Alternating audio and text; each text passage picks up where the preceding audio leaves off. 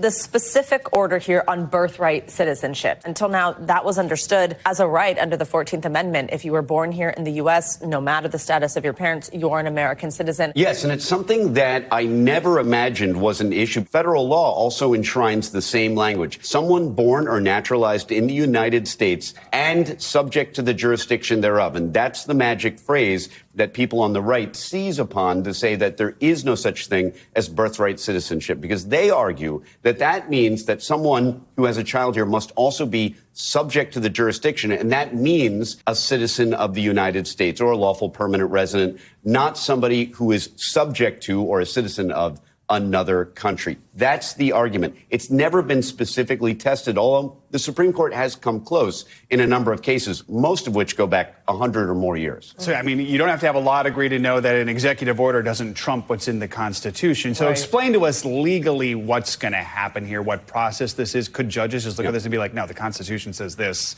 is not going to happen? I'm glad you asked that question, because executive orders, they often interpret federal law. And really what this executive order is doing is saying the federal government no longer recognizes this kind of citizenship. So we will no longer issue papers, passports, things that people need. Not only will this be challenged, it's already been challenged. I'm reading the complaint that was filed last night. So this will be litigated immediately. We're going to get a constitutional answer to this question that's been kicking around now for about a decade. The weight of authority leans toward birthright citizenship, maybe for no other reason than it's the way it's been interpreted for centuries now. And for that reason alone, that reliance interest that everybody has had on that kind of right, whether it exists or not, is a strong factor in deciding whether or not it exists, because it's existed for 100 or so years now. But it's possible that a court, the Supreme Court, with a number of conservative justices, may conclude that that subject to the jurisdiction thereof means